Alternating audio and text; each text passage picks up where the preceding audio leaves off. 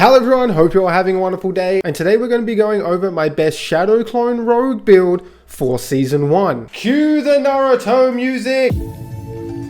Shadow Clone Jutsu!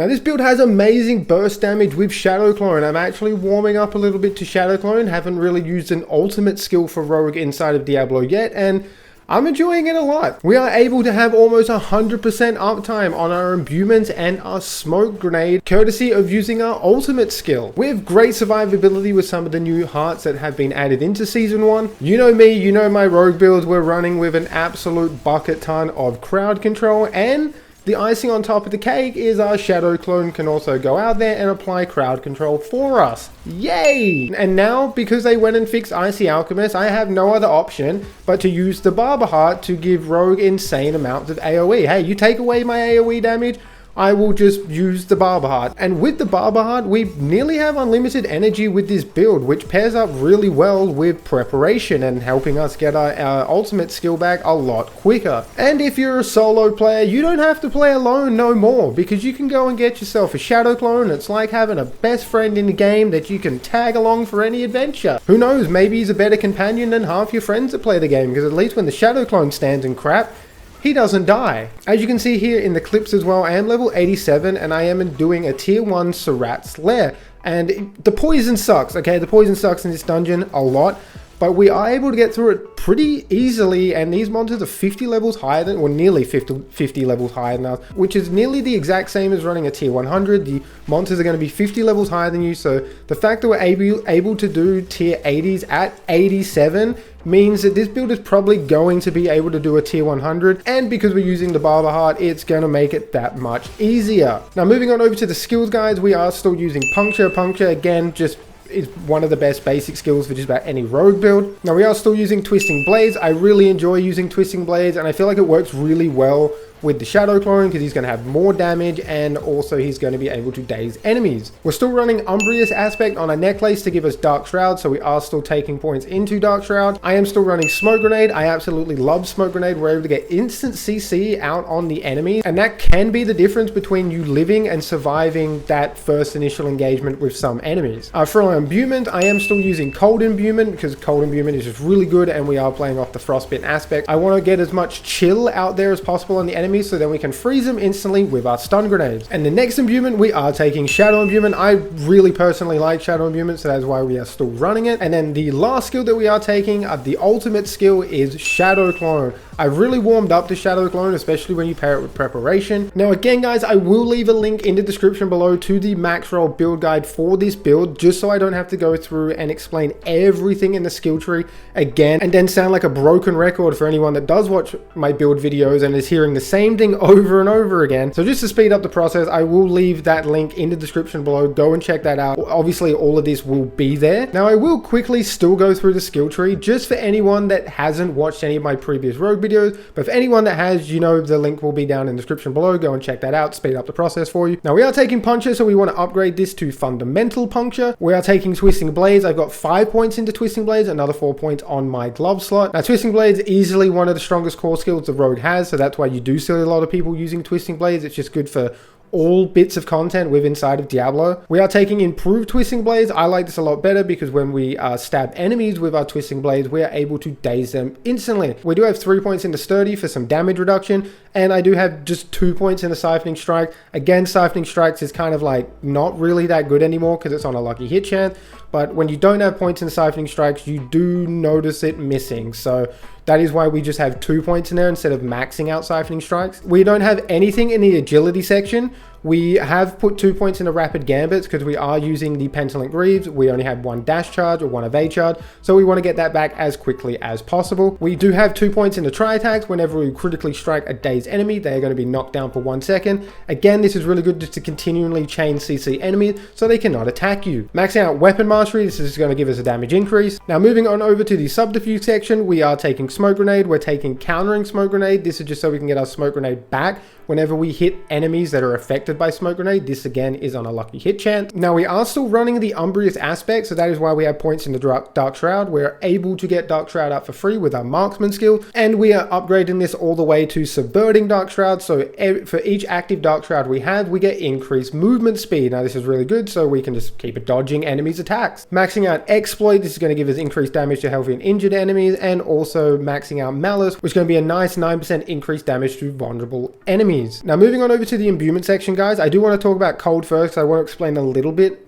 with Shadow, because it does change. Build can change a lot because we are using Barber Heart, and Barber does scale off shadow damage, but we are taking cold imbuement, and we are taking mixed cold imbuement, which is going to give our cold imbuement skills increased damage to crowd control and double that to frozen enemies.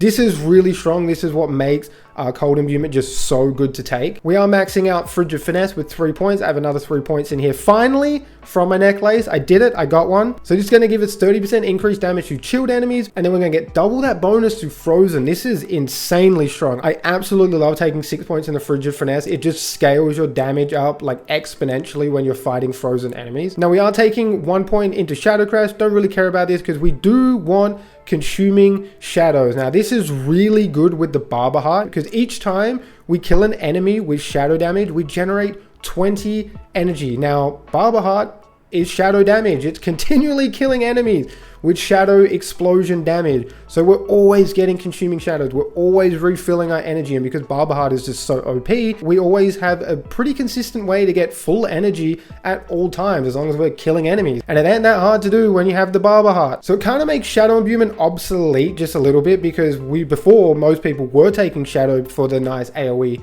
damage you can get out of it, and also the explosion makes enemy vulnerable, but you were able to have an energy regeneration from killing enemies with shadow damage. We now get that with Barber, so shadow imbuement kind of falls off a little bit. I still like to take it because it works well with Shadow Clone.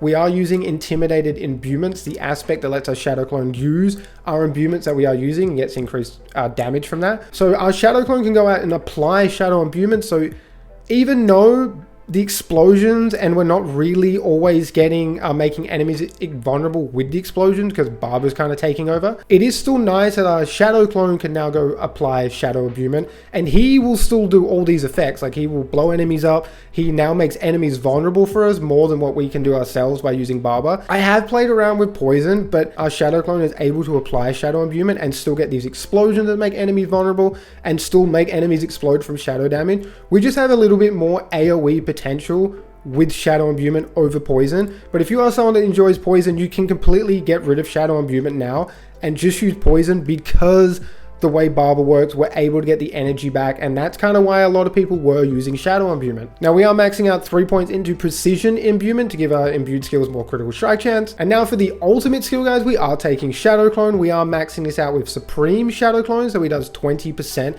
extra of our damage, making him do 80% of our damage, which is really good. We also become unstoppable for 5 seconds when we use Shadow Clone. That's actually really good, because you pair that up with Preparation, you can get Shadow Clone off cooldown pretty quickly, which means we have that 5-second unstoppable a lot more often than you think. And I feel like this flows just a little bit better than my builds using Concealment. Now we are putting 2 points into Adrenaline Rush just to give us more energy regeneration, but we're mainly putting the points there so we can put 3 points into Haste, so we can get more movement speed and more attack speed depending on how full our energy is. And for the key passive, I personally like to use Close Quarter Combat just because it's more of a damage increase. We get 20% attack speed and we get 30% times crowd control damage. This is just really good. We're always CCing. The attack speed is really nice to have, especially with Barber, because we can build more damage up. Now, if you do want a more defensive option, because you kind of dance around with your health vials using close quarter combat, I don't mind it. I like the high risk, high reward kind of play style. More safer of an option is just using momentum. We're able to get the momentum stacks out really easily, and we do get 20% increased damage reduction, more energy regeneration, and more movement speed. And for our specializations, we are using Preparation, something different for once. I've spoken about this a little bit already, but whenever we spend 100 energy, we reduce our ultimate skill cooldown by 5 seconds. And then when we do use our ultimate skill, we reset all of our cooldowns. So this is really good. You can just throw smoke grenade out there, use your shadow imbuement, use your cold imbuement. then use Shadow Clone. You're going to get all your imbuements back, your smoke grenade, and then that way you can just keep steam rolling through the dungeon. And then of course, Inner Sight is still top dog for when you are doing anything boss related. Now on moving on over to the gear guide. So it's going to be a lot like a lot of my other builds. So again, the build guide will be in the description below. Go check that out. This will all be set up. I will still quickly go through this, but I'll only touch on the one thing that is different. So first up, I do have Shared Misery on my helmet. One thing I do want to make a note of on the helm piece is try and go for life on kill if you are looking to play like close quarter combat, the high risk, high reward kind of play style. Life on kill is going to be matter between you living and dying in some situation. Since Siphoning Strikes is so dog shit now, life on kill is pretty decent to actually have on your headpiece. So yeah, we do have Shared Misery here. This is really good for just helping us spread crowd control. I'm still running on my chest piece. This is a horrible chest piece. Do not look at it. My gloves are really good. If I had got a max roll on attack speed, we would have been absolutely cooking here. But I do have the Frostbitten aspect on my glove. This is going to give our grenade skills an equal to double our critical strike chance to instantly freeze enemies. And we do 25% increased critical strike damage to frozen enemies. This is how we're freezing enemies all the time. And this is how we're doing extra damage to those frozen enemies. Again, Pants still running Disobedience. It is still just too strong not to take. Penittent Greaves for the boots. This is going to give us that trail of chill, and we're also going to be dealing increased damage to chilled enemies. Still have the accelerating aspect on my bow. This is going to give us a juicy 50% increased attack speed. Really good for getting more damage built up with the barber. And for our necklace, guys, I did previously touch on this. We are still taking the Umbrious aspect. So the Umbrious aspect is just going to help us get free Dark Shroud out there. And because we are taking so much attack speed, it is pretty consistent on keeping our Dark Shroud out. So, and this also now does work with the barber heart. For our ring, we are still running the Expectant aspect. Whenever we use a basic skill, it's going to increase our core skill by 10% up to 30%. For our next ring, we do have the Blade Dancer's aspect. This is just really good for anyone that's using Twisting Blades. This is basically going to make Twisting Blades an AoE, and it just gives it more damage, which is just awesome. And now for the weapons, guys. Now I have taken off Icy Alchemist and I have replaced it with Edgemaster's aspect. This is just going to give our skills a flat out damage increase based on how much primary resource we have. Now with this build, we're able to pretty much have maximum resource all the time thanks to the Barber Heart. So we're able to pretty much get this 18% damage increase all the time. And for the last aspect we are using Intimidated Imbuement, an aspect I've never used before until now. While it's not super OP or anything, it is very handy to let your shadow clones be able to use your imbuements that you're using. We're able to get more chill out there. We're able to get more shadow out there, which means if we're not killing those enemies with Barber, they're going to explode and make other enemies vulnerable, which in turn is going to help Barber deal more damage to those enemies because they're already going to be vulnerable. It does make our shadow clone do 16% extra damage because we are using 2 imbuements. We can get 32% increased damage, so he's actually doing 112%, and I think Edgemaster should stack on with that as well because it counts as a skill. So I think we're getting about 130% extra damage with our shadow clone, which is kind of neat. Now there might be one little issue with this build that I do want to kind of bring light to in case it is a bug. When I was putting this build together, I would have thought that, you know, Shadow Clone and Barber would work really well together. We're able to get more damage out there, which means the Barber is going to have more damage built up on it, and then it's going to do a big explosion.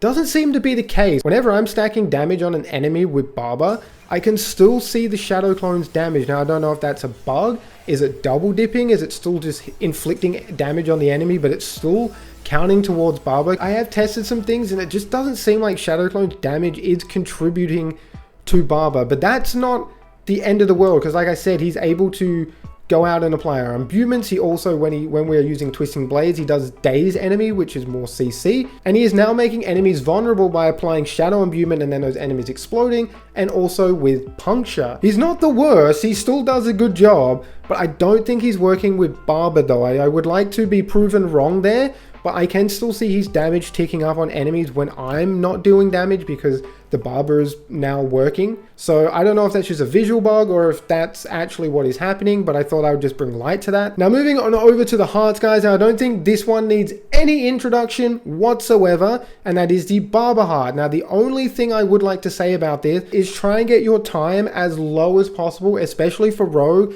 and especially for this build. It just feels so much better having this lower than like 3 seconds. Go lower than 2.5. if you can, but lower than 3 seconds will do the job, but lower than 2.5, it definitely feels better and a lot more consistent. You're just able to run through mobs quicker, and that suits the rogue's playstyle a little bit more because we are quicker and we do attack a lot faster. Now for the next heart, you can really take anything in this blue like purple slot, but I am taking the revenge heart. This is just going to suppress 18.5% of damage first, and then when we do use a subterfuge skill, we do a fire nova explosion. I don't really care about this. I like having the additional 20% damage reduction. That's really strong. The decoy heart would easily fit into this build as well. That one's also a lot of fun to use. Now that it's been fixed, it has been fixed. And the offensive heart I am using is the munitions heart. This is the heart where we have a 20% chance on lucky hit to drop 6 stun grenades that deal 32 physical damage.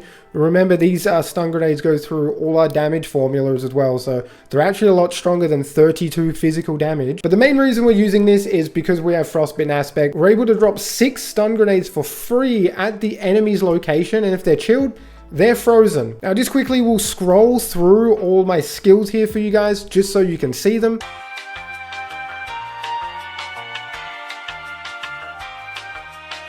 To save you guys from getting bored and to save me time explaining all the Paragon board, because I haven't even actually finished my Paragon board, and there's a few things I just want to switch around and test, especially now that we're using the Barber Heart and that scales off shadow damage, like non-physical damage. I want to try and play around with a few things, but I will put the build link in the description below for you guys. The completed Paragon board will be on there, and then that way it just saves me having to explain everything. I do have multiple videos on my channel that you guys can go and check out where I do actually explain all the Paragon board, because nothing has changed too much from this Paragon board now to some of the other rogue build Paragon boards that I have done. And that is basically it, guys. I had a lot of fun putting this build together for you guys, and I hope you guys enjoy using it. It was actually a breath of fresh air to use an ultimate skill. I have not used an ultimate skill with rogue this entire time I've played with rogue, and it was actually nice using another specialization besides combo points, because again, I've only used combo points as well. I'm a friggin' damage whore, right? What can I say? Again, this is not as fast as using combo points,